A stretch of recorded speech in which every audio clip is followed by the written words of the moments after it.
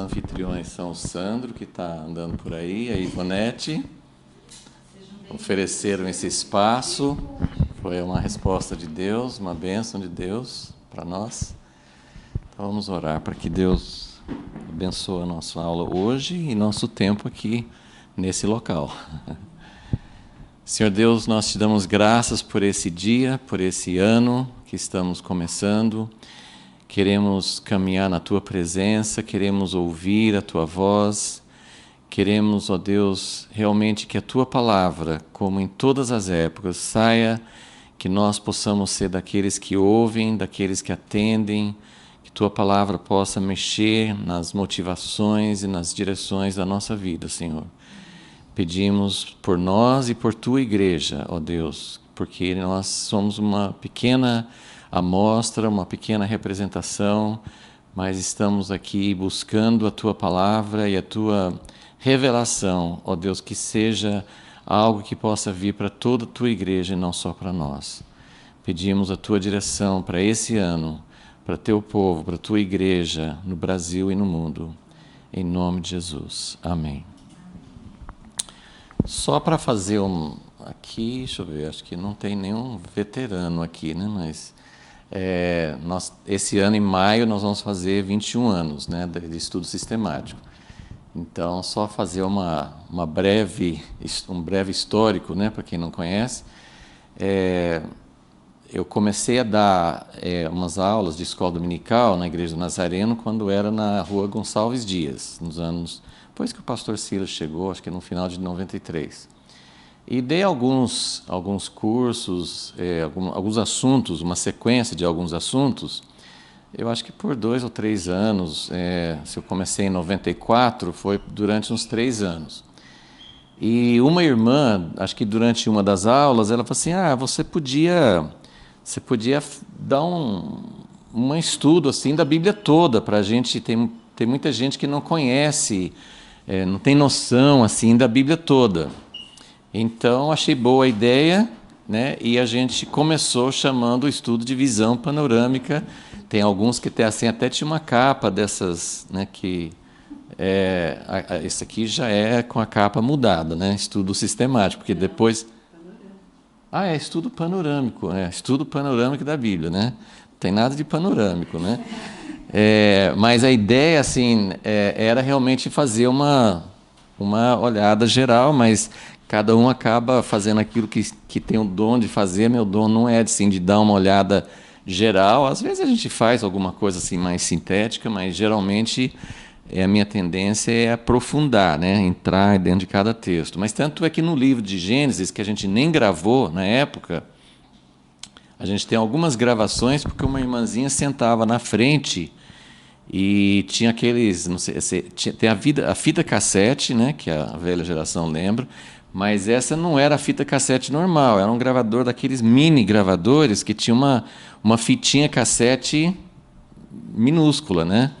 E ela só tinha, acho que 3 ou 4 fitas, então ela gravava, não era aqui, mas ficava na primeira fila. Então ela gravava essas fitas, depois tinha algum jeito que ela passava por uma fita cassete normal.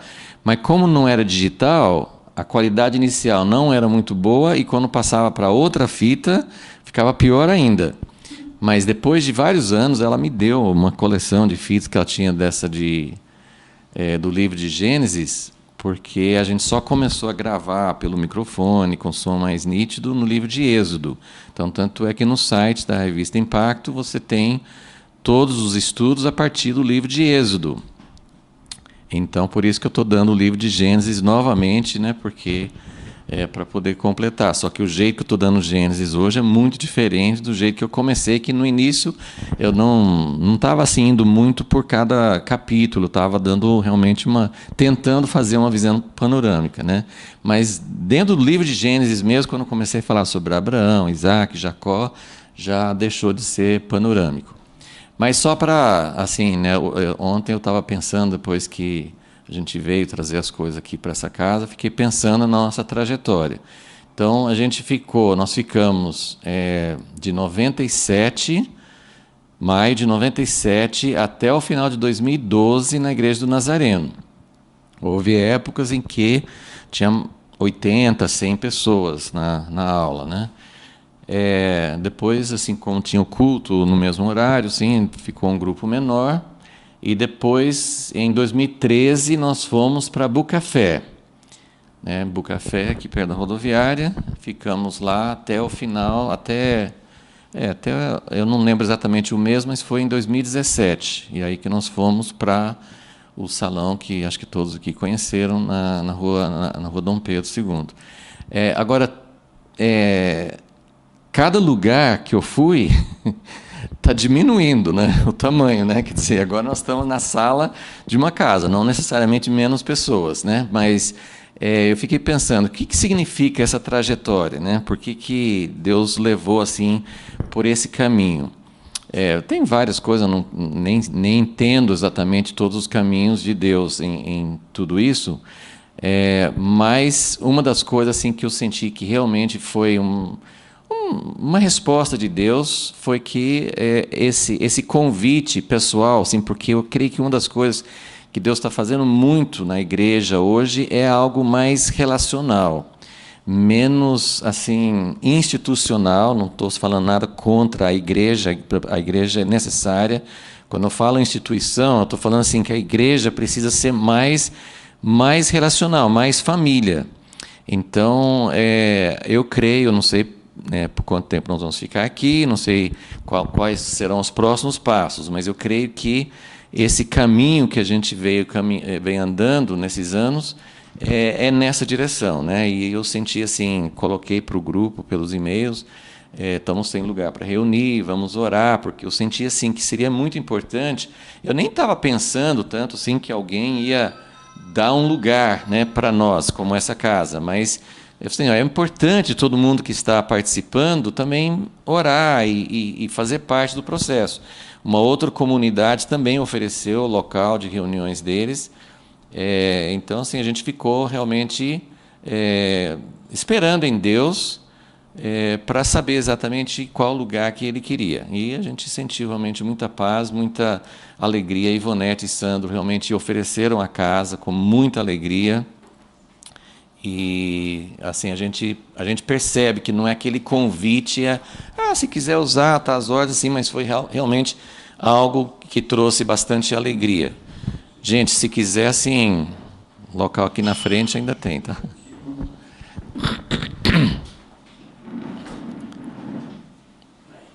Bom, tem água nessa mesinha, não tem muito espaço de manejo aqui, né? Mas se alguém, como tem um banheiro aqui na frente, mas vai ter que passar na frente da câmara, né?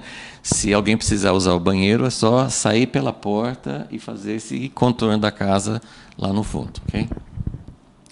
Muito bem, então nós estamos aqui com muita gratidão no coração por esse local e crendo que Deus tem algo importante para fazer nas nossas vidas nessa nova etapa. Ok, nós estamos falando sobre o último rei. A gente tem falado sobre os últimos reis, agora nós estamos no último rei de Judá. As 10 tribos já foram para o cativeiro mais de 100 anos antes. E agora estamos chegando ao finalzinho desse período, como coloquei, acho que no e-mail, quando você pensa assim, estamos fazendo uma trajetória da igreja, do Velho Testamento. Estamos fazendo a trajetória do povo de Deus. O objetivo desse estudo não é ir por todos os livros da Bíblia. Mesmo quando a gente estava no Pentateuco, a gente não estudou Levíticos, sacrifícios, medidas do templo, a gente não estudou isso, porque nosso objetivo é estudar a trajetória do povo de Deus. Então, também, assim, nessa sequência que nós estamos fazendo, não vamos estudar Jó, Salmos, Provérbios, Eclesiastes, né? Os profetas, nós estamos estudando naquilo que os profetas falam de histórico. E é claro, sim, a gente menciona a mensagem deles, porque a mensagem tem a ver com a história. Então, nós estamos tratando da linha histórica. Então, se você pegar a sua Bíblia e fala assim, estudo sistemático, gastou 21 anos para chegar no final de 2 Reis e 2 Crônicas. Está muito longe, não está nem na metade do Velho Testamento, mas na verdade sim, nós estamos muito mais da metade. Porque a parte principal, a linha histórica do Velho Testamento, tem os primeiros capítulos de Gênesis que falam de criação, do dilúvio e tal, mas a parte principal da Bíblia, que vai de Gênesis 12, ao final de Gênesis 11, até Malaquias, são, na verdade, 2.000 anos de história. Abraão é mais ou menos 2.000 anos antes de Cristo. Então, a linha histórica do Velho Testamento vai de Abraão até Jesus, 2.000 anos. Mas, na verdade, o Velho Testamento não conta até Jesus, para em Malaquias. Malaquias foi 400 anos antes de Cristo. Até eles falam sobre o período intertestamentário, o período de silêncio, período em que não tinha nenhum livro da Bíblia escrito, 400 anos. Né? Então, só queria que vocês entendessem, eu não vou apagar isso aqui, porque senão eu faria uma linha, assim, uma linha de tempo para vocês verem que nós estamos seguindo a linha histórica e estamos agora, nesse momento, próximo do ano 600 antes de Cristo. 600 para 400, que os anos vão diminuindo porque é antes de Cristo. Então, de 600 antes de Cristo até 400 antes de Cristo, faltam 200 anos para a gente terminar o Velho Testamento. É muito tempo? 200 anos é muito tempo? É muito tempo, mas a Bíblia também fala pouco sobre esse tempo. Desses 200 anos que ainda faltam para a gente terminar o Velho Testamento, 70 são do cativeiro. Temos algumas coisas sobre o cativeiro. Depois vem os livros de Esdras, Neemias e Ester. E acabou a história. A história acabou ali. E lógico que tem, em todo esse tempo, tem aspectos dos profetas. Então deu para ter uma ideia assim de que nós não estamos tão distantes. Se Jesus esperar um pouquinho mais para voltar, eu acho que a gente termina o Velho Testamento, pelo menos antes dele voltar. Mas a gente deseja até entrar na linha do Novo Testamento também. Então, no momento, nós estamos falando sobre o último rei do tempo antes do cativeiro, que é Zedequias. Zedequias, eu já falei nas outras aulas, Zedequias reinou durante 11 anos. Esses 11 anos são divididos em 8 anos de reinado, que também temos pouquíssimas informações, e os últimos 3 anos dele, que foram o cerco de Jerusalém. E é o que assim, a maior parte das informações que nós temos, tanto em Reis, Crônicas, como até nos próprios profetas, é sobre os últimos 3 anos, o cerco a Jerusalém. Jerusalém é uma cidade, não preciso falar, muito, muito significativa em toda a Bíblia. Apesar que Jerusalém apareceu na cena, apareceu dentro da sequência histórica, apareceu como parte da história com Davi. Davi é o marco do meio entre Abraão, 2.000 anos antes de Cristo, e Cristo, né? Davi está bem no meio, 1.000 anos antes de Cristo, ele está bem no meio. E foi Davi que conquistou Jerusalém. A partir de Davi, tem uma menção de Jerusalém lá em Gênesis, de Melquisedeque, rei de Salém e tal, mas praticamente não temos nada sobre Jerusalém antes de Davi. Davi que conquistou, Davi que transformou na capital, Davi que morava lá. Aí tem Jerusalém, o nome de Jerusalém, cidade da paz, e também tem o nome Sião, que era uma parte da cidade de Jerusalém, onde Davi fez a casa dele. Então, só você pensar um pouquinho, que você já leu da Bíblia, Salmos, Profetas e mesmo o Novo Testamento, você vai lembrar que Jerusalém, juntando os dois nomes, Jerusalém e Sião, eu não tenho esses números aqui comigo agora, mas é muito, muito citado. É um tema de enorme importância, e tanto é que Deus fala que o reino dele vai ter sede em Jerusalém, Jesus vai voltar para Jerusalém, Monte das Oliveiras. Então, Jerusalém tem um significado, a cidade que desce do céu, no penúltimo capítulo da Bíblia, é a nova Jerusalém, mas é uma Jerusalém celestial que se junta com Jerusalém da terra. Então, é uma coisa fantástica, né, sobre a cidade de Jerusalém. Então, Jerusalém é uma cidade de importância enorme, Israel também, mas Jerusalém especificamente é uma cidade de importância enorme no plano de Deus. E todas as vezes que Jerusalém é cercada, é atacada, é ameaçada de destruição, é um tempo simbólico do último tempo, da volta de Jesus. Né? Jesus falou sobre isso, né, em Mateus 24. Né? Então nós temos Jerusalém, quando tem esse cerco e essa ameaça de destruir Jerusalém, como nós estamos vivendo essa época, depois do tempo de Davi, foi muito ameaçado o tempo de Ezequias, que já estudamos, e Deus livrou. No tempo de Ezequias, a Síria, uma outra potência, cercou Jerusalém e quase tomou. Ezequias não tinha chance nenhuma de resistir. Mas Deus fez um livramento, né? O anjo do Senhor saiu, matou praticamente o exército todo da Síria e houve um livramento milagroso tremendo. Esse livramento de Ezequias é mais sinal do tempo que nós estamos vivendo agora do que esse tempo de Zedequias. Por quê? Porque esse tempo de Zedequias, Jerusalém vai ser destruída, o templo de Deus, né, de Salomão vai ser destruído e vai entrar num período de cativeiro. Mas a Bíblia fala sobre a volta de Jesus, que os exércitos, não da Síria, da Babilônia, mas a Bíblia fala em muitas profecias que falam que no tempo da volta de Jesus, exércitos do mundo inteiro vão fazer uma coligação e vão cercar Jerusalém. E outra vez, né, hoje a gente vê um Israel tecnológico com armas atômicas e capacidade de se defender, mas todos os países do mundo contra Israel não vai ter chance também, nenhuma. Então, só que a volta de Jesus é relacionada com Jesus descendo do céu.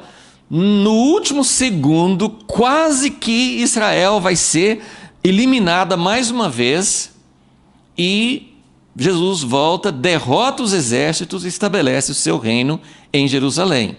Então, é mais ou menos como Ezequias, que quase foi, mas não foi, Deus fez uma intervenção. Entendeu? Então, o tempo de Ezequias tem mais a ver com esse tempo agora final do que esse tempo. 2 vezes na história bíblica, Jerusalém já foi destruído um monte de vezes na história, mas 2 vezes na Bíblia, Zedequias, esse tempo aqui, Jerusalém foi destruída, foi para o cativeiro. E outra vez foi no ano 70, a Bíblia não relata essa destruição, mas Jesus profetizou essa destruição em Mateus 24. Então, também os romanos destruíram no ano 70. Então, 2 vezes Jerusalém foi destruída, mesmo, juízo de Deus. Mas nós estamos chegando perto do fim do tempo, que vai ter mais uma vez. A gente até fica assim, Senhor, é possível, agora que Israel já passou os judeus passaram pelo Holocausto, voltaram para sua terra, estão lá em Israel, hoje, né, nós como igreja ficamos entusiasmados quando um país muda a embaixada para Jerusalém, porque isso faz parte de um reconhecimento e de história bíblica, só que as coisas não vão continuar muito favoráveis para Israel, nós precisamos entender isso. Nós precisamos entender. E tem muitas lições que a gente pode tirar. Só queria fazer essa ressalva, porque tem muitas lições que nós vamos tirar do tempo, já tiramos, vamos continuar tirando desse tempo de Zedequias.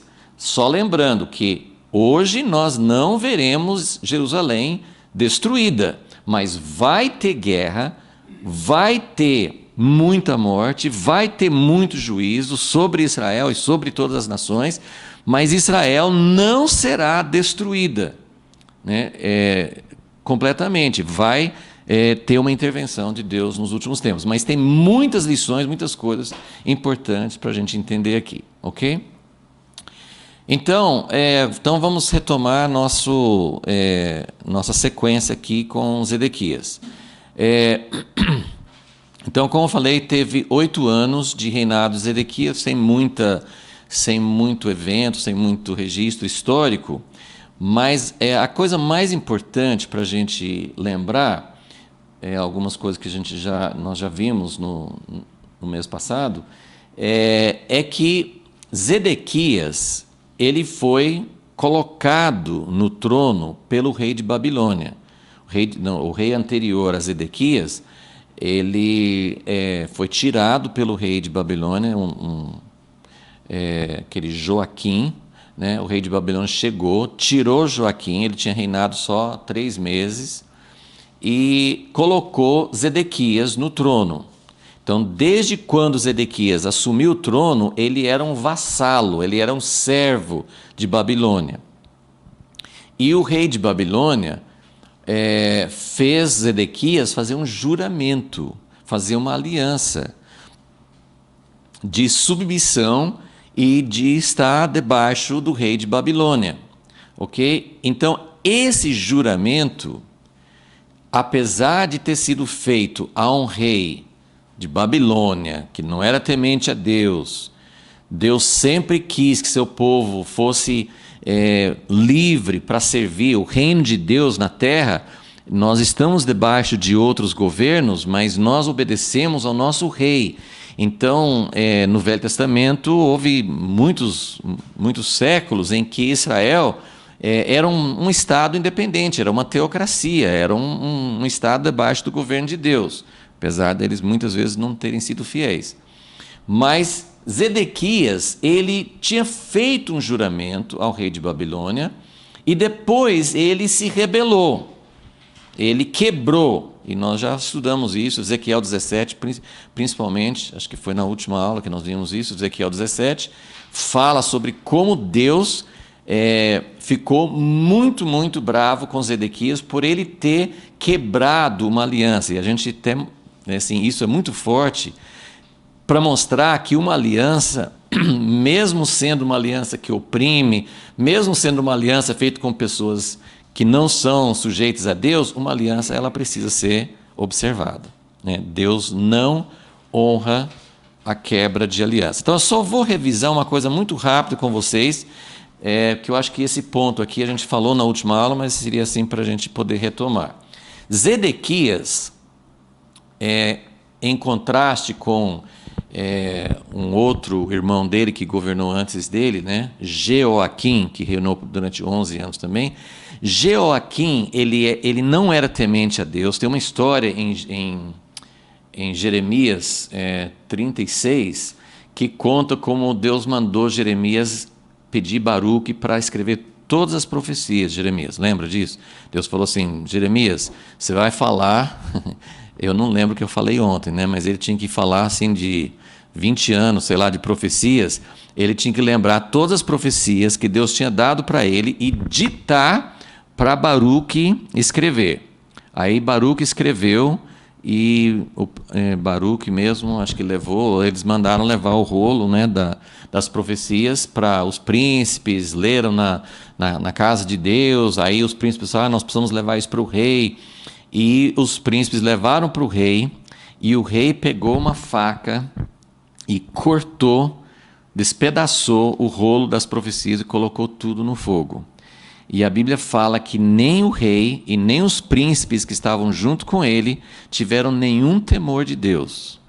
Então essa história de Jeoaquim retrata um governante que não tinha nenhum temor de Deus. Um governante que ouvia as advertências, ouvia Deus falando e não se importava, e tinha coragem de pegar esse rolo das profecias que Deus tinha falado e colocar no fogo para queimar. Agora, Zedequias era um pouco diferente. Então, vamos ver mais ou menos como Zedequias, assim, os outros...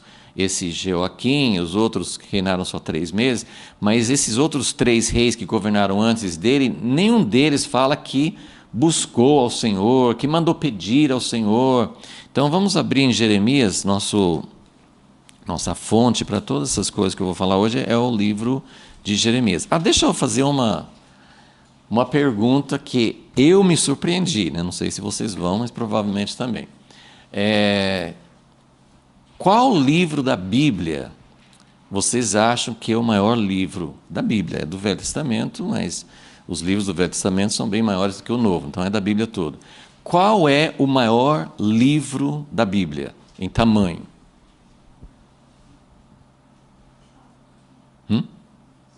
Salmos. Eu também achava que era Salmos.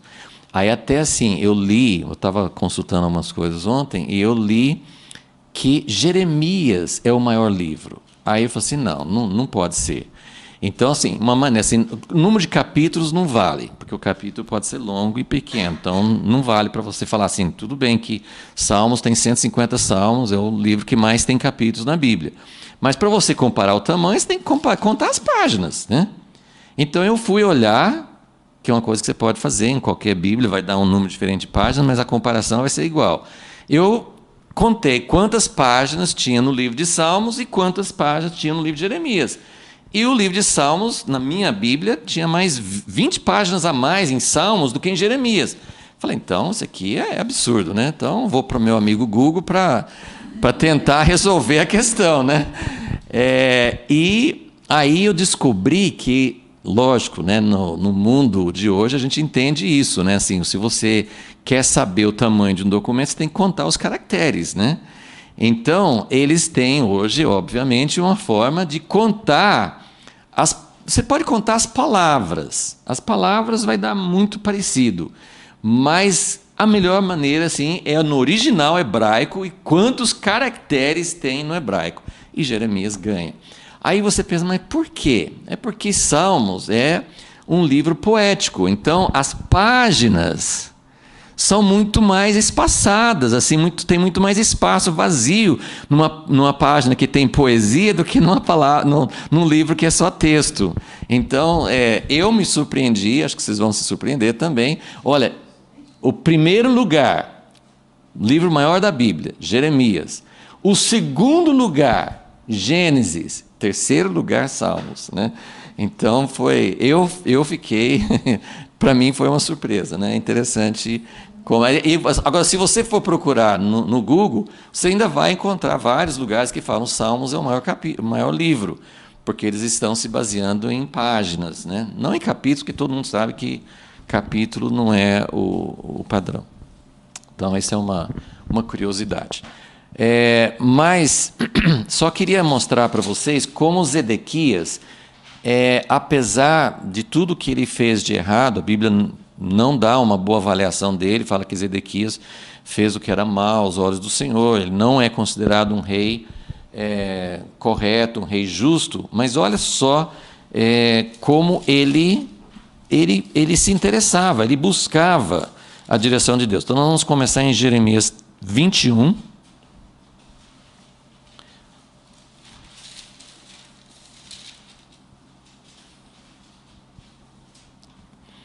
versículo 1. Palavra que veio a Jeremias da parte do Senhor, quando o rei Zedequias lhe enviou Pazur, filho de Malquias, e Sofonias, filho de Masseias, o sacerdote, dizendo: pergunta agora por nós ao Senhor, porque Nabucodonosor, rei de Babilônia, guerreia contra nós.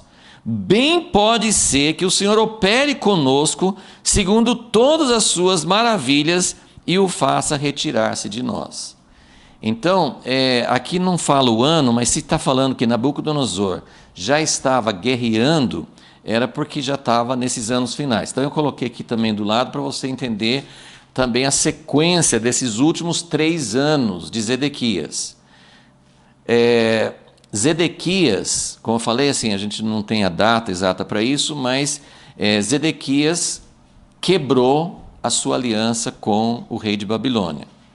O que quer dizer quebrou a aliança? Ele não ia pagar mais tributo, ele não ia mais obedecer às ordens, ele ia ser independente.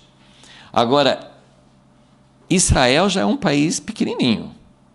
Nesse tempo, Israel, que a gente conhece hoje, não é Israel, que Zedequias não é rei sobre Israel. Zedequias é rei sobre Judá, porque as 10 tribos, que é a maior parte da nação, já tinha ido para o cativeiro há mais de 100 anos. Então, que Zedequias tem coragem de jogar fora o jugo de Babilônia? Como que ele teve coragem? Como? Porque ele estava buscando, isso aí é famoso, isso vem também do tempo de Ezequias, de muitas outras épocas que os profetas falam, a história fala, que Israel, ao invés de buscar ajuda no Senhor, Israel buscava ajuda em algum outro país, e geralmente esse país era o Egito, porque o Egito também tem um significado enorme, assim, de um braço da carne, de uma força natural do homem. Egito, nessa época, não era grande coisa também, mas tinha pretensões de ser. Então, Zedequias achou que, fazendo uma coligação com alguns outros países também, e junto com o Egito, que eles teriam força para resistir à Babilônia. Então, a sequência de eventos é, primeiro, Zedequias quebrou a aliança. Isso no 7º ano dele, sei lá, a gente não sabe exatamente. Ele quebrou a aliança. Nabucodonosor não deixou por menos. Falou assim, vocês não querem mais se sujeitar? Então, nós vamos obrigar vocês, nós vamos conquistar vocês de novo. Então, segunda coisa, que Babilônia veio e cercou Jerusalém, no 8º, 9º ano de Zedequias. Então, o 9º, 10º e 11º ano, os últimos 3 anos, foram de cerco a Jerusalém. Mas, nesse meio tempo, o que aconteceu? Realmente, Nabucodonosor veio contra Jerusalém, mas Zedequias, que estava buscando ajuda no Egito, o Egito até que tentou auxiliá-lo.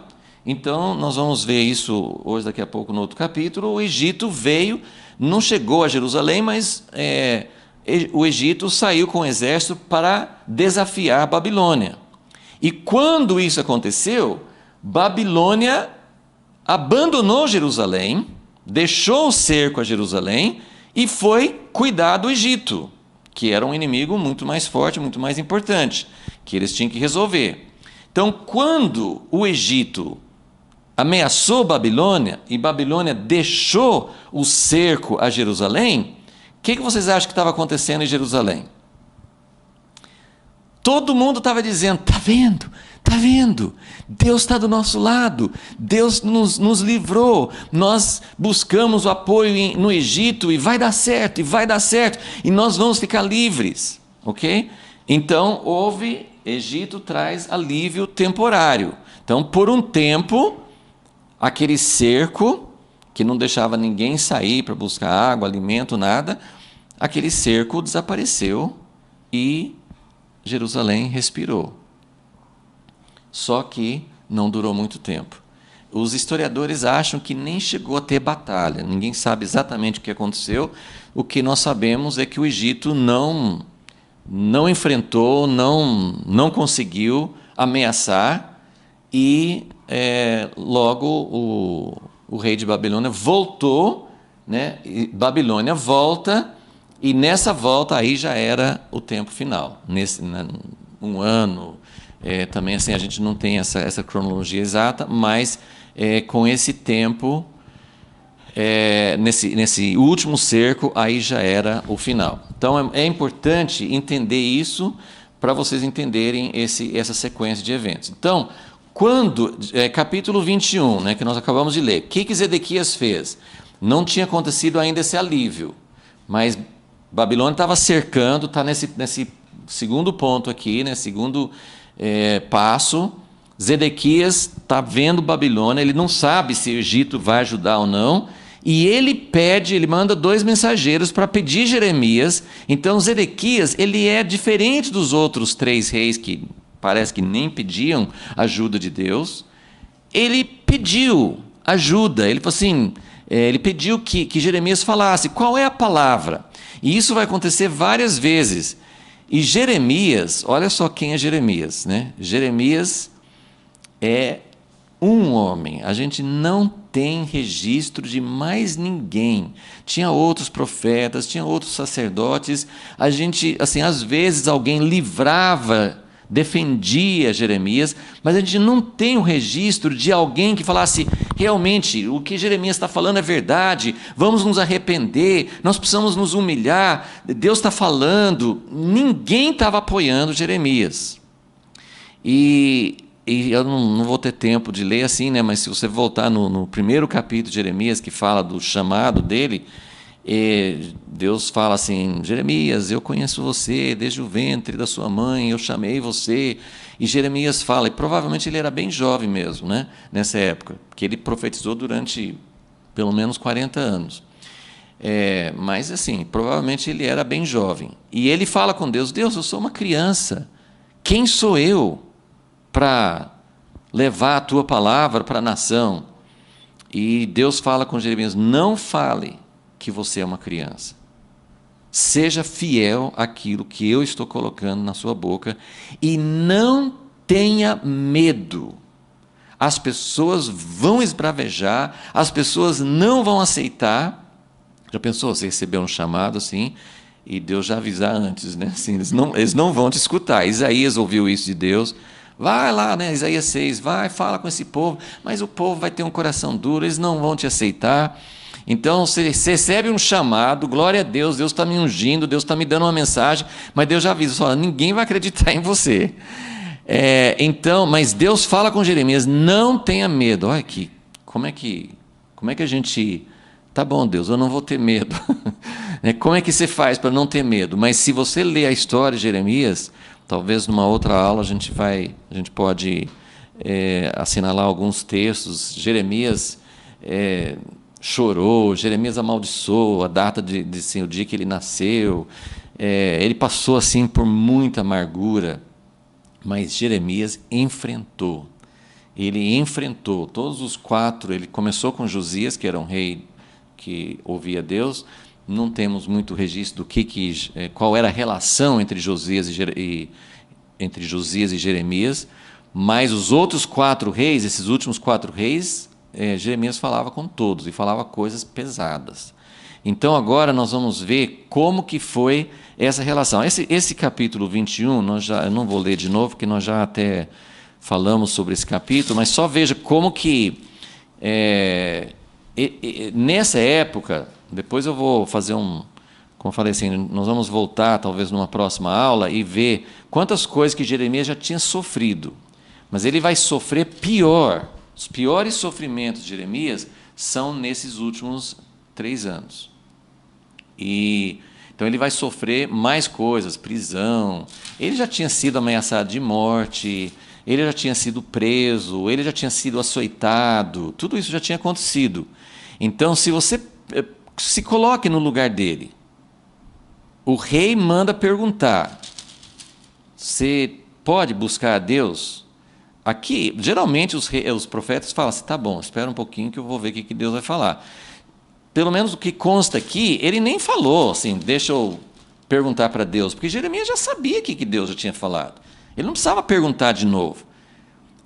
Mas o versículo 3 fala assim, então quando Zedequias pergunta, Zedequias quer saber se Deus vai ser como no tempo de Ezequias, se ele vai trazer um livramento. Tem muitos livramentos na história de Israel. Será que, pergunte para Deus se ele não vai nos livrar, afinal de contas, tem a casa dele, nós somos o povo dele, será que Deus não vai nos livrar?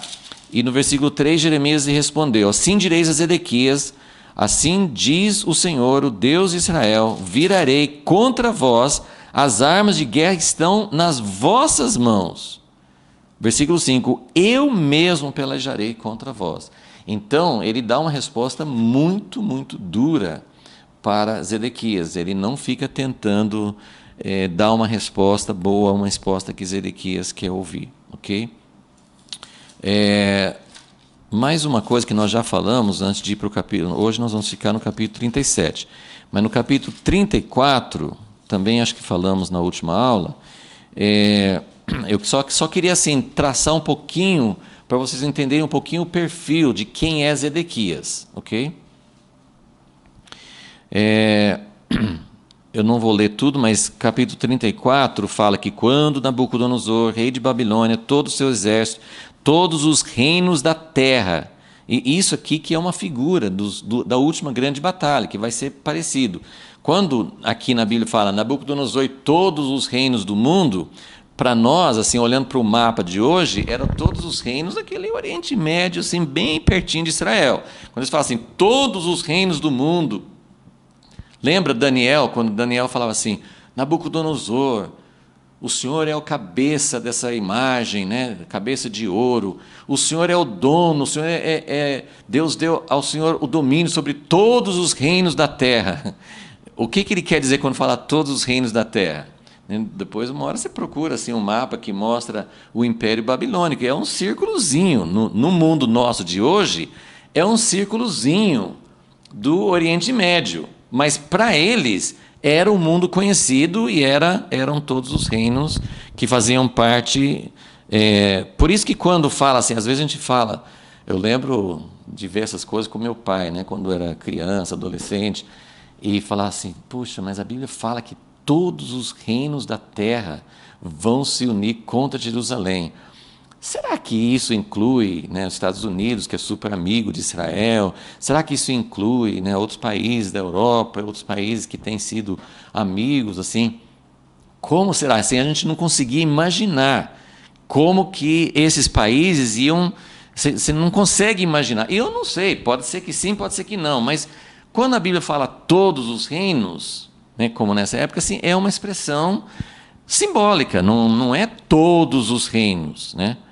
Pode ser que, eu acredito que alguns não vão. Agora, se os Estados Unidos, se o Brasil, se isso a gente não sabe, né? Mas vai ter uma grande coligação contra Israel, isso que a gente sabe. Então aqui, todos os reinos da terra que estavam sob o seu domínio, todos os povos pelejavam contra Jerusalém, contra todas as suas cidades. Veio esta palavra da parte do Senhor a Jeremias. E aí ele fala, eu vou entregar essa cidade. Então, Jeremias, consistentemente, tempo inteiro, eu quis traçar essa linha aqui para vocês entenderem que para o povo, naquela época, quando Babilônia levantou o cerco e foi embora lutar contra o Egito, eles tinham esperança de que o Egito vencesse, eles tinham esperança de que eles fossem ficar livres. Então, Jeremias é o cara mais impopular que você pode imaginar, porque todo mundo está querendo vitória e Jeremias só fala que vai ter derrota. Vocês vão ser derrotados, essa cidade vai cair nas mãos de Babilônia. Aí, quando Babilônia vai embora, o povo que estava falando vai ter paz durante esse tempo de Zedequias, eles estavam profetizando que aqueles que Babilônia já tinha levado para o cativeiro, eles iam voltar. Lembra aquela história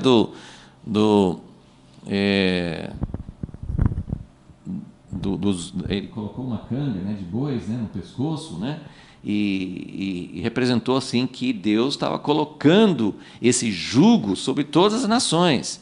E os outros profetas falaram assim, não, Deus vai quebrar isso, Deus vai mudar isso completamente, né? Então, Jeremias está falando totalmente contrário ao que o povo quer ouvir. Mas aqui eu só vou lembrar vocês, aqui tomaria muito tempo para reler, mas no versículo 8, 34:8, fala, a palavra que do Senhor veio a Jeremias depois que o rei Zedequias fez aliança com todo o povo que havia em Jerusalém para lhes apregoar a liberdade. Em algum momento, que a gente também não sabe exatamente, mas parece que Zedequias ficou com tanto medo do que poderia acontecer com esse cerco de Babilônia, ele ficou com tanto medo que ele começou não só a buscar a Deus, mas ele começou a fazer algo que ele sabia que Deus queria, que era libertar os escravos. Né? Se você tem que lembrar das leis de Moisés, que um hebreu, um judeu do povo de Deus, ele podia ficar endividado e ele poderia vender a liberdade dele para pagar a dívida. E só que tinha de 7 em 7 anos tinha um ano de libertação. Todos os escravos, se o cara tivesse se vendido no primeiro ano dos 7 anos, no terceiro, no quinto, no sexto ano, não importava. Quando chegava o 7º ano, não era que o cara ia ficar 7 anos. Ele ia ficar até o próximo período de libertação. Então, nesse ano, eles tinham que libertar todos. Olha o que Zedequias fez. Ele falou assim, agora todo mundo liberte os escravos que vocês não estão libertando. Faz tempo que vocês não estão observando essa regra de Deus. Libertem todos os escravos. E aí, Deus falou assim, olha, isso aqui é maravilhoso. Vocês estão começando a fazer a minha vontade. Sabe o que aconteceu? Assim que o Egito ameaçou Babilônia, Babilônia largou o cerco, os donos dos escravos pegaram os escravos tudo de volta. Não, é brincadeira, vocês têm que ser meu escravo ainda, não libertei você coisa nenhuma, né? Aí Deus falou assim, agora eu estou libertando vocês para a espada, para a morte. Então esse resto do capítulo mostra isso. Então eu queria que vocês sentissem um pouco, Zedequias, ele tem uns lances de buscar a Deus, ele tem uns lances de querer, parece que realmente ele quer, mas ele é muito fraco, ele é muito vacilante e ele não permanece no propósito e não faz o que Deus realmente quer. Então, esses pontos aqui são coisas que a gente viu na aula passada. Como é que a gente busca a Deus, mas Deus não valoriza quando você busca a Deus com uma aliança quebrada? Gente, isso aí é muito sério.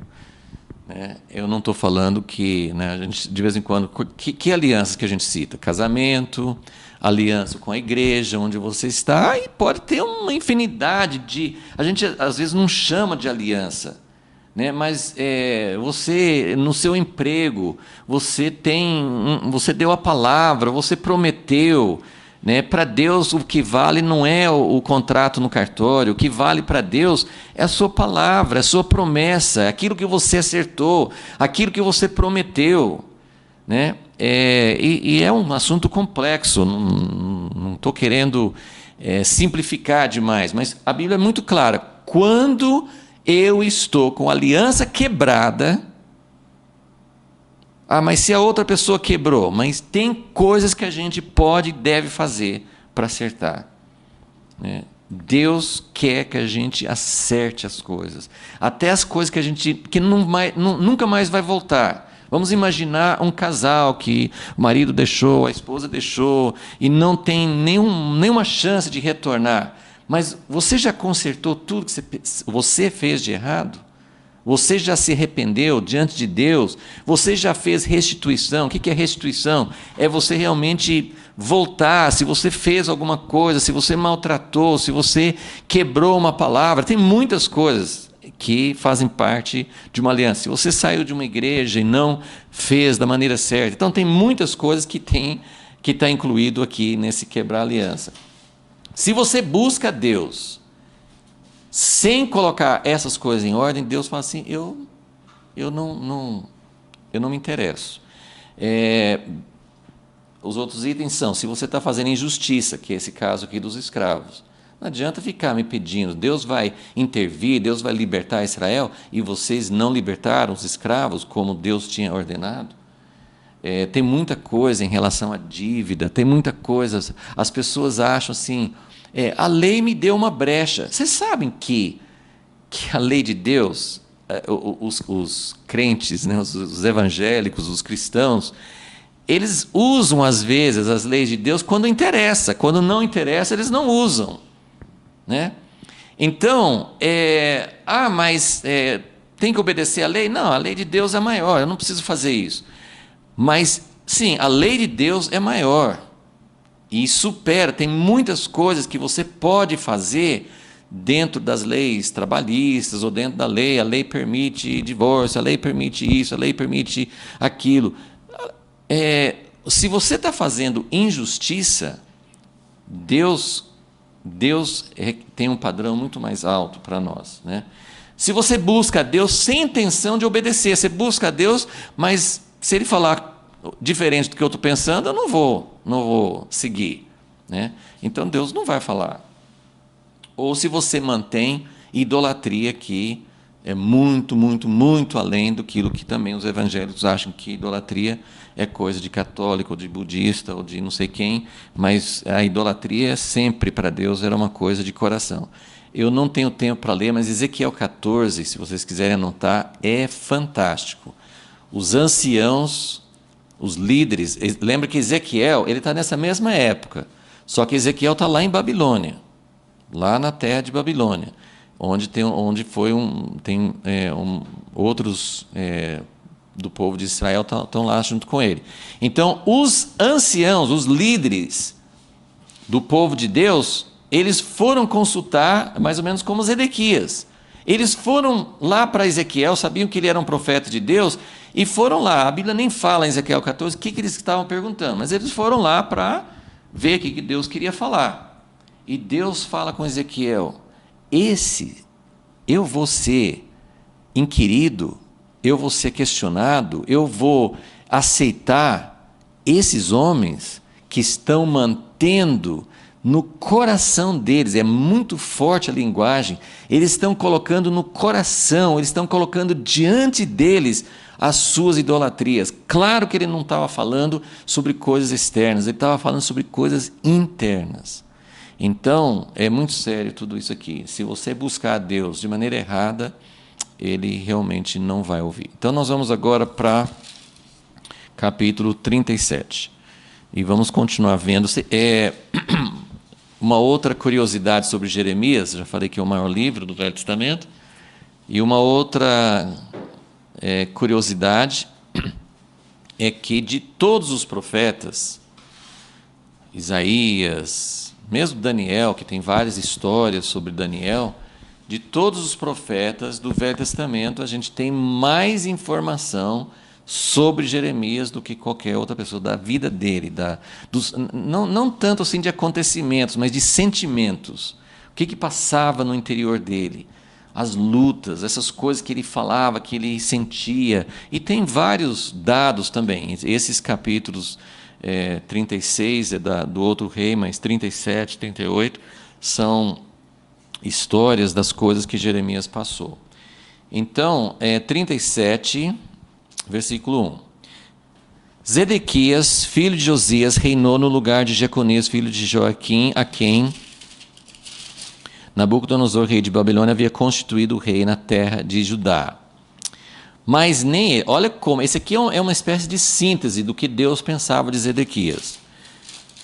Mas nem ele, nem os seus servos, nem o povo da terra deram ouvidos as palavras do Senhor que falou por intermédio de Jeremias, o profeta. Eles não deram ouvidos.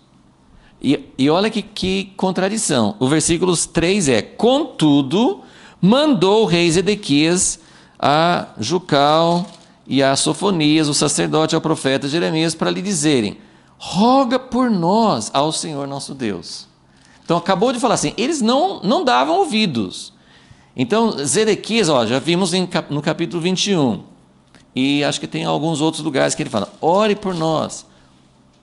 Tem alguma palavra, vai aparecer nesse capítulo, ele vai procurar o profeta, fala assim, tem alguma palavra? Mas ele não estava com esses itens em ordem, ele não estava realmente buscando com a intenção de ouvir, ele estava com alianças quebradas, ele estava fazendo injustiça, ele não estava realmente buscando a Deus de coração. Mas ele buscava, ele mandava lá para Jeremias. Tem alguma palavra? O que Deus quer falar? Eu teria medo nessa condição, assim, o que Deus vai falar? Se eu estiver nessas condições, eu vou ouvir o que eu não quero ouvir, né? Então ele vai lá e fala assim: roga por nós ao Senhor nosso Deus. Versículo 4. Ora, Jeremias andava livremente entre o povo, pois ainda não o tinham encerrado na prisão. Ele vai ser preso, e esse capítulo vai contar como que ele foi preso. Então, quando Zedequias mandou, ele ainda estava livre. E aí dá esse contexto aqui, do Egito dando um alívio. Versículo 5. O exército de Faraó saíra do Egito. E quando os caldeus, os babilônios, que sitiavam Jerusalém, ouviram essa notícia, retiraram-se de Jerusalém. Ok? Então nós estamos exatamente nesse terceiro passo aqui, em que aquele outro capítulo 21 estava no segundo. Babilônia está cercando Jerusalém e Jeremias está perguntando: o que Deus quer, o que Deus vai falar? Jeremias falou: vocês vão perder, vocês vão ser destruídos. E Jeremias dava uma saída. Vocês querem a vida? Vocês não querem morrer? Se entreguem. Se entreguem para o rei de Babilônia e vocês não vão ser mortos. É o caminho que Deus está ordenando, né? Mas não ouviram. Agora vem um alívio. Então eles ouviram essa notícia e retiraram-se de Jerusalém. Jeremias nem esperou procurar. Versículo 6. Veio a palavra do Senhor a Jeremias, o profeta. Assim diz o Senhor, o Deus de Israel. Assim direis ao rei de Judá, que vos enviou para me consultar: o exército de Faraó, que saiu em vosso socorro, voltará. Por isso que até assim, pelo que eles sabem, pelas pesquisas históricas, parece que nem houve batalha. Esse exército voltará para sua terra no Egito. Então os caldeus voltarão e pelejarão contra essa cidade, e aí vai ser fim da história. Eles vão tomar e queimar a fogo. Versículo 9. Assim diz o Senhor: não vos enganeis a vós mesmos, pensando: sem dúvida os caldeus se retirarão de nós. Eles não se retirarão. Mensagem popular? Essa mensagem assim ia tornar Jeremias um profeta amado pelo povo, né? Popular, não. Versículo 10, olha o que ele fala aqui: ainda que ferisses a todo o exército dos caldeus, que peleja contra vós, e ficassem deles apenas homens mortalmente feridos na sua tenda, cada um se levantaria e queimaria a fogo essa cidade. Ou seja, assim, Deus decretou. Vocês podem até chegar ao ponto de achar que o exército inteiro está derrotado, eles vão se levantar e derrotar, porque Deus tinha decretado. Depois que o exército... Agora, esse aqui vai contar como Jeremias foi preso. Então, depois que o exército dos caldeus subiu de Jerusalém, por causa do exército de Faraó, então houve esse alívio, né? Houve essa liberdade. Saiu Jeremias, versículo 12, de Jerusalém, a fim de ir à terra de Benjamim. Se você olha lá no primeiro capítulo de Jeremias, você descobre que ele era de Benjamim. E Benjamim faz parte, né? A gente fala assim que Zedequias era rei de Judá, Benjamim fazia parte desse... Benjamim era a tribo que fazia parte do mesmo povo de Judá. E é bem próximo essa cidade de Jeremias, né, onde ele nasceu e onde ele vai. Ele falou assim: o exército dos caldeus foi embora, eu posso sair da cidade, eu vou lá na minha cidade para ver uma propriedade da minha família que eu tenho lá. Ele ia receber, né, a fim de ir para a terra de Benjamim para receber ali a sua parte. Acho que ele ia receber uma herança, né, uma terra de herança lá na cidade dele. Versículo 13. Estando ele à porta de Benjamim, é uma porta da cidade de Jerusalém, chamava Benjamim, achava-se ali um capitão da guarda, cujo nome era Gerias, filho de Selemias, filho de Ananias, o qual prendeu a Jeremias, o profeta, e disse: tu foges para os caldeus. É meio engraçado isso, porque os caldeus tinham ido embora, né? Então ele não estava fugindo para os caldeus não estavam mais lá, né? Disse Jeremias: isso é falso, não fujo para os caldeus. Mas Jeremias não lhe deu ouvidos, pelo contrário, prendeu a Jeremias e o levou aos oficiais. Será por que eles prenderam Jeremias? Por quê?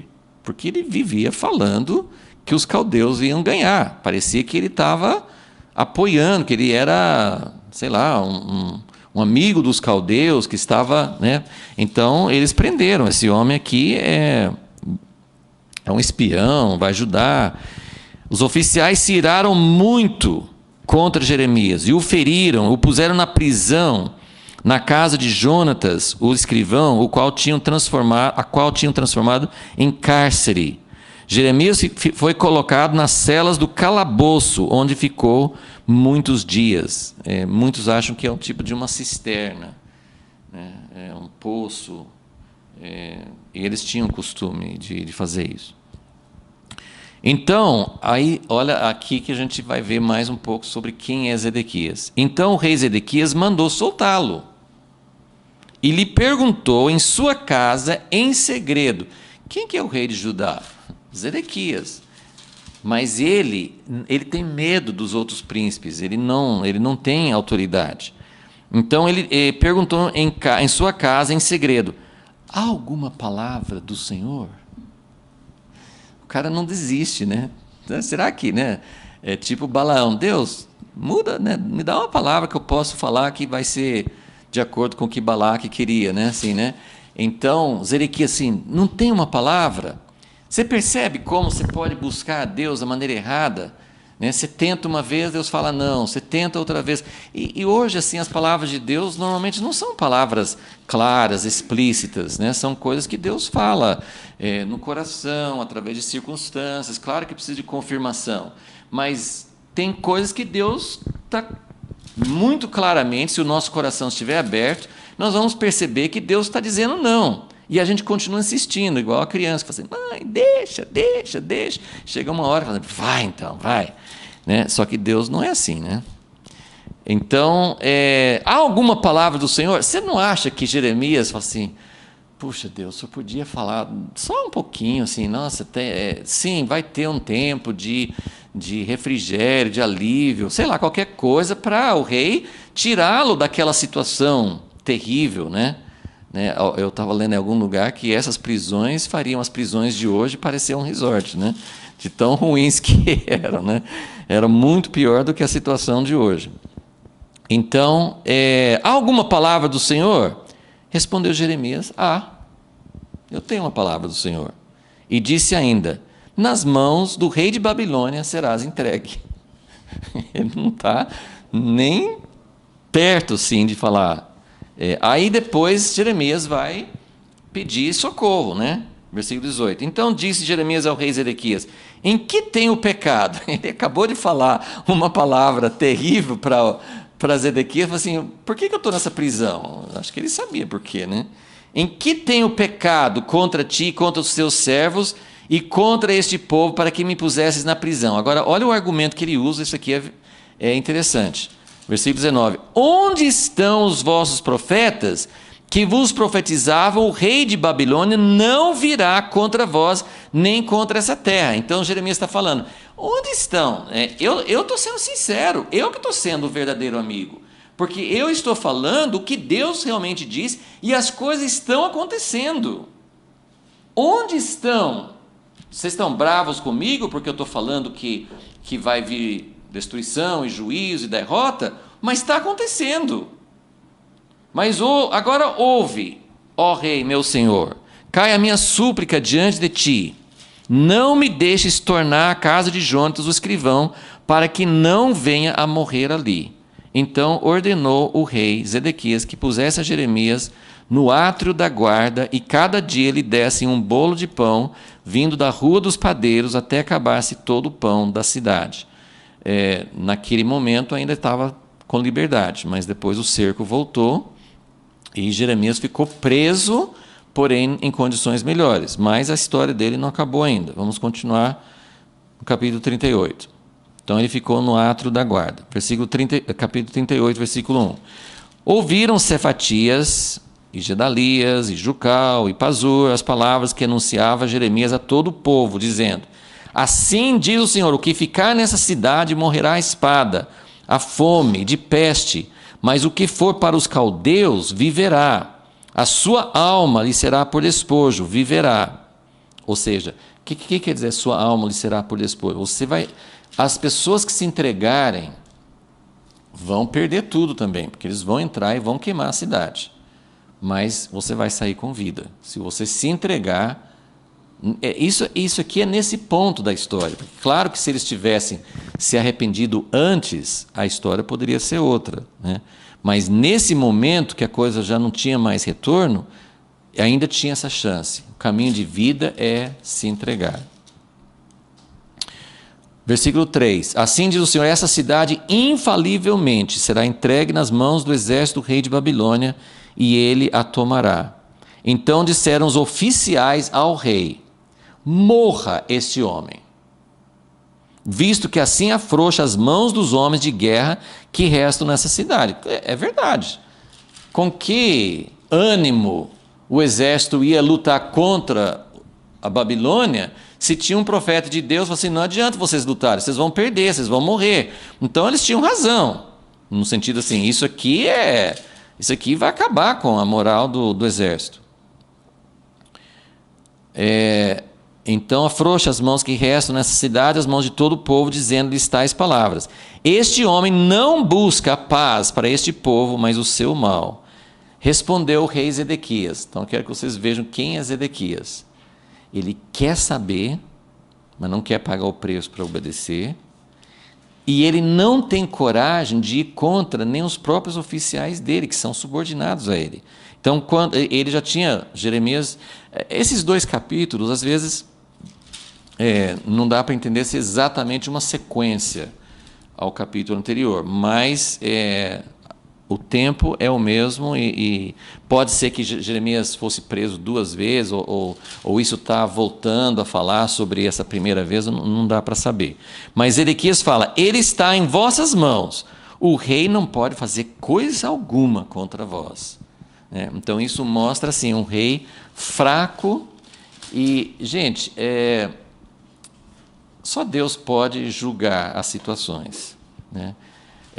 Existem pessoas que são muito fortes, muito determinadas, enfrentam qualquer opinião contrária, mas também não são sensíveis a Deus, não buscam a Deus.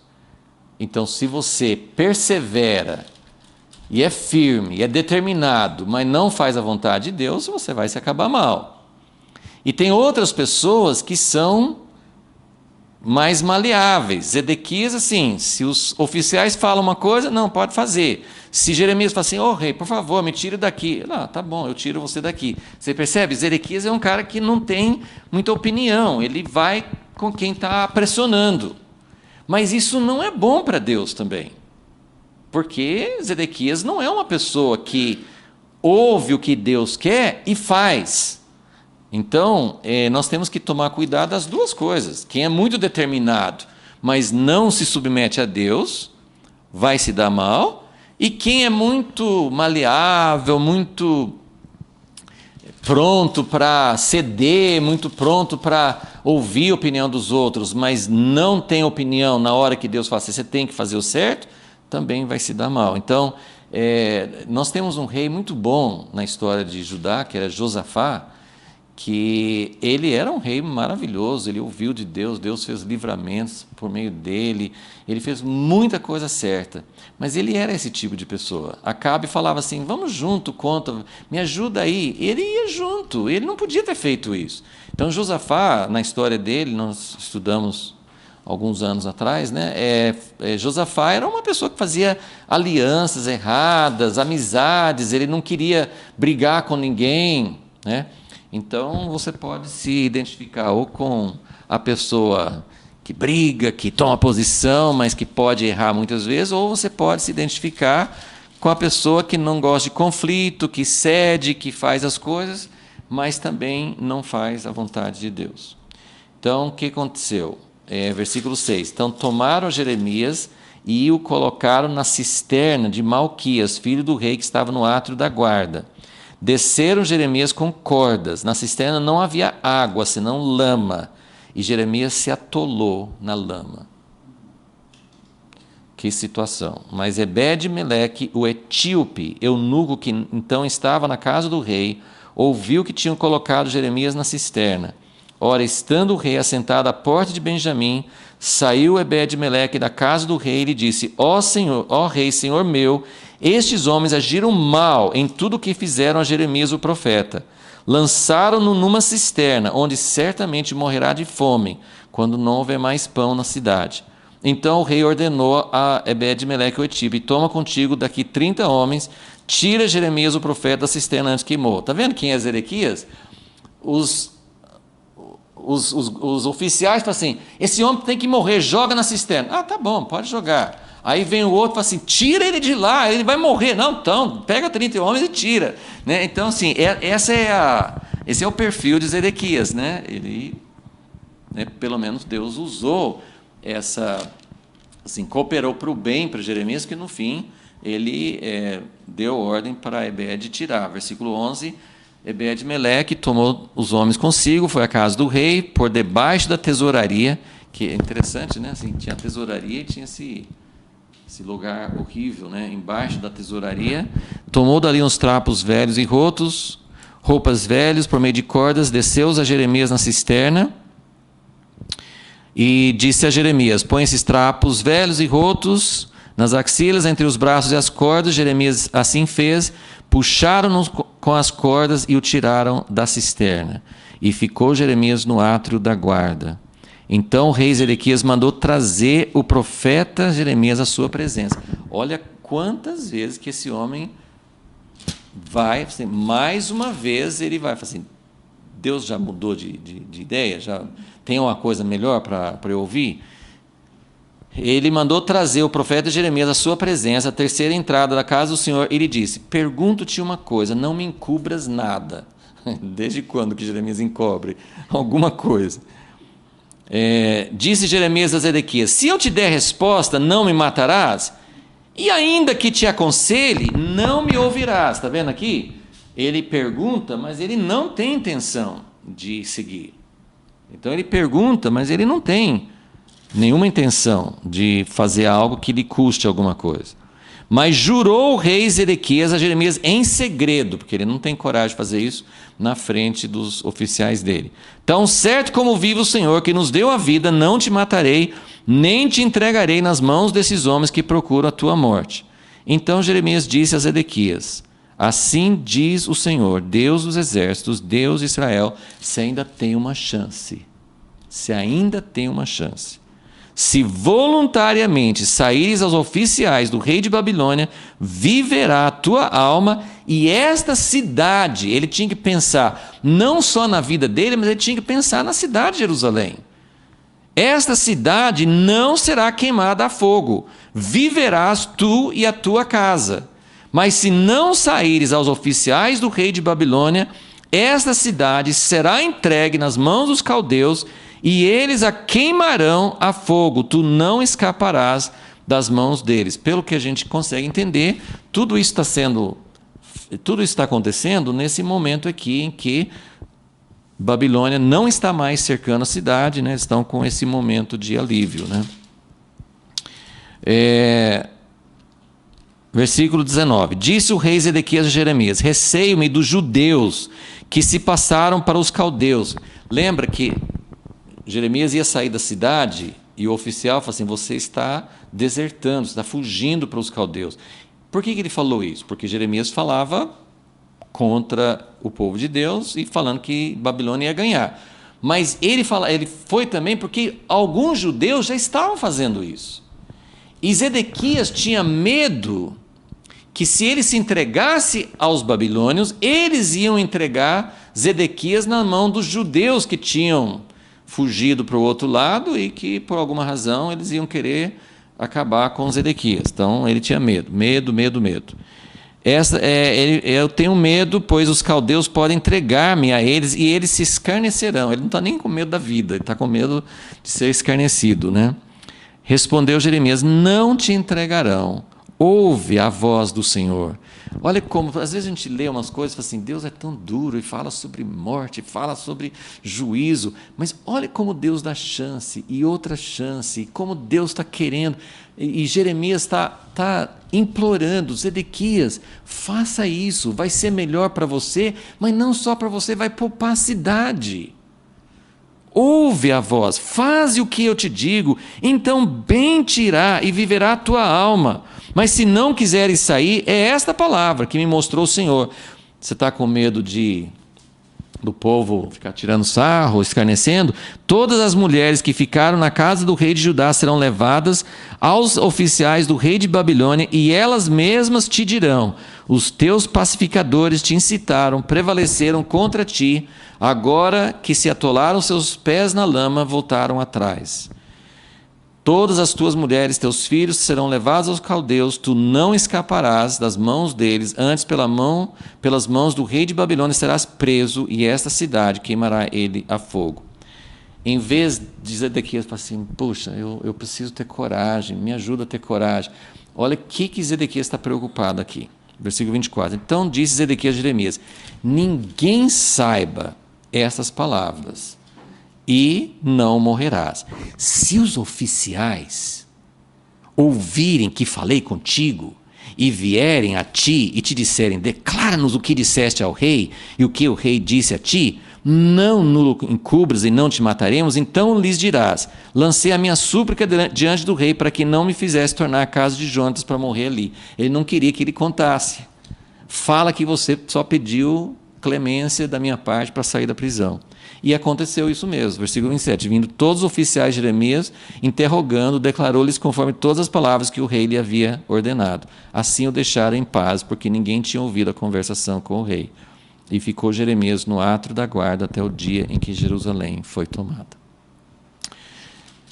Só para finalizar, só para também vocês saberem para onde nós vamos, no próximo capítulo 39 já vai falar sobre a queda de Jerusalém. Mas antes, tem um outro episódio que nós vamos estudar na próxima aula, que é interessante, que aconteceu nessa mesma época.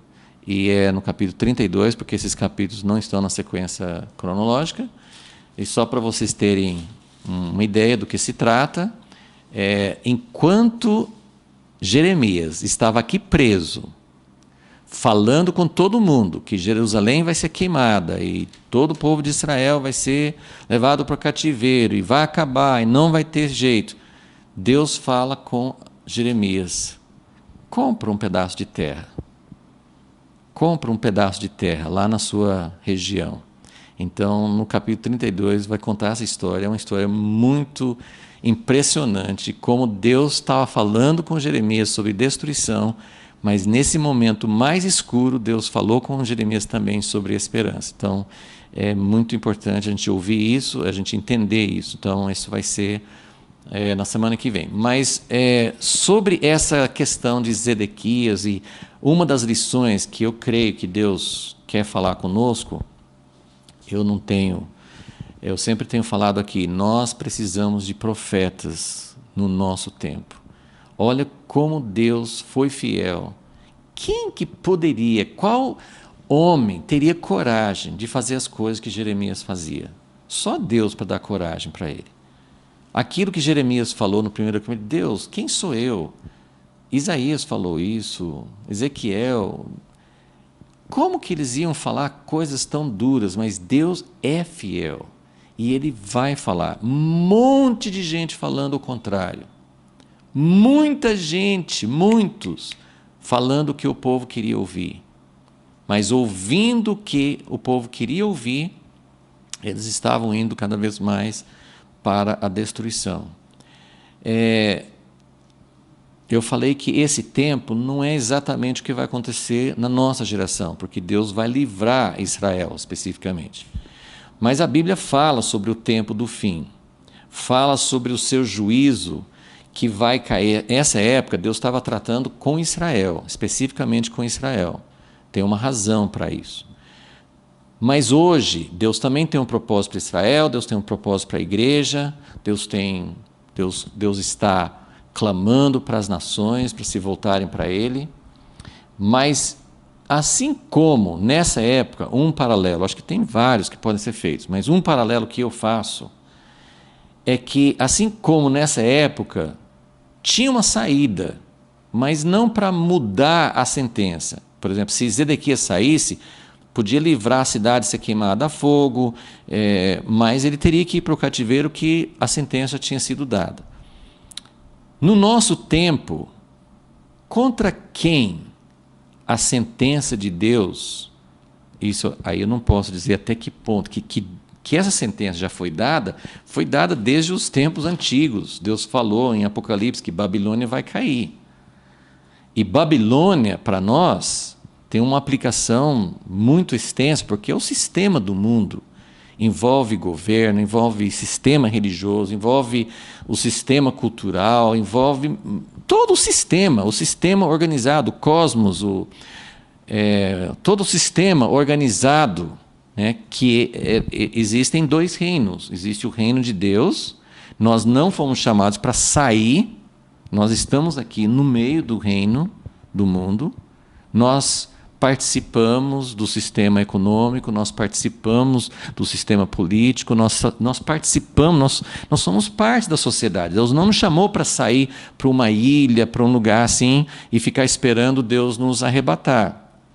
Nós estamos crendo que Jesus vai voltar, e Apocalipse 11 que fala que os reinos deste mundo se tornaram os reinos do nosso Senhor e Cristo, e Ele vai reinar eternamente. Então nós cremos que Deus vai resgatar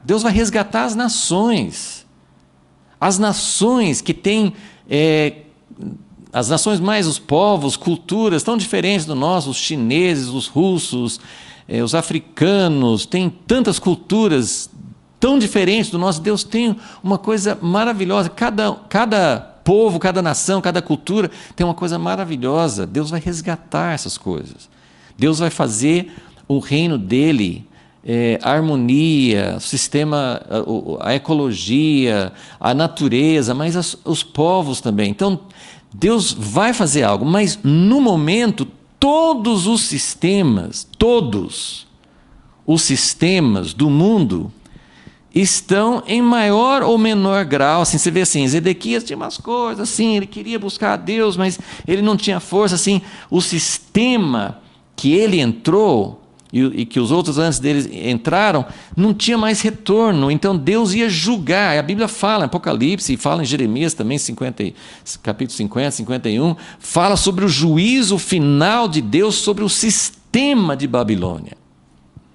Então, o que eu quero, assim, uma das aplicações, só vou deixar essa semente, porque tem muitas ramificações, e eu sempre tenho falado assim, nós precisamos da revelação de Deus para saber em que tempo que nós estamos vivendo. Porque esse aqui é um tempo curto, né? Deus permitiu um alívio.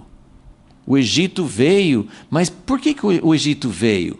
Porque Zedequias quebrou a aliança dele com Babilônia e foi buscar um apoio. Isso para Deus falou assim, eu vou te ouvir, eu vou te abençoar, sendo que você quebrou sua aliança. Então, quais são as aplicações disso? Hoje são muito complexas, mas eu só queria chamar a atenção para uma coisa. Nós estamos vivendo, a gente vive o sistema político, a maioria, principalmente dos cristãos, estão respirando um pouquinho, porque nós saímos de um sistema político, entramos em outro. Mas eu queria dizer assim, que assim como naquele tempo, todos os sistemas fazem parte desse sistema que Deus julgou. E esse alívio, muitas vezes, é um alívio traiçoeiro. Eu não estou falando contra, eu oro com todos vocês para que Deus abençoe o Brasil, para que Deus abençoe a Europa, que Deus abençoe todas as nações, né? Que Deus nos dê esses momentos de alívio. A Bíblia nos ensina no Novo Testamento. O Império de Roma era muito opressor, e a Bíblia ensina, né? Naquele tempo, era para eles orarem pelos governantes. Mas eu vejo gente orando por esse governo que talvez não orava pelo governo anterior. Então a gente precisa entender que todos os governos fazem parte de um sistema. E nós precisamos estar preparados, porque vocês entenderam como aqui teve um alívio e eles... Sim, eu não estou dizendo que... Eu não sei se estou só falando assim, nós podemos viver numa espécie de alívio, achando que vai ter... está vendo? Né? O Egito saiu, nós vamos ser salvos. Talvez não. Talvez dentro de pouco tempo a coisa vai ficar pior do que antes. Eu não estou dizendo isso, mas biblicamente o tempo do fim é um tempo em que coisas muito difíceis vão acontecer e nós precisamos estar preparados e nós precisamos ouvir, porque Deus é muito fiel para falar, para nos advertir. Só que muita gente não ouve. Então Zedequias mandava perguntar, mas ele não tinha o coração para ouvir, e aquilo que Jeremias falava com ele não adiantava nada. E a minha oração é que nós possamos ouvir de Deus, que nós possamos estar preparados, que nós possamos não colocar nossa esperança no Egito. Qualquer sistema humano é o Egito. Não é o reino de Deus. As pessoas podem falar, podem usar o nome de Deus. É muito diferente assim, o que Deus vai fazer com cada pessoa. A gente tem muitos exemplos, né? Nos Estados Unidos, por exemplo, tem exemplos de presidentes, de governantes que falavam de Deus. Mas isso não significava que o que eles fizeram no governo deles era necessariamente o que Deus queria. Deu para entender? Então, assim, tem um fulano assim, que fala que ele tem fé em Deus. Eu não duvido. Mas o sistema, se você entrasse no sistema, você seria um Jeremias?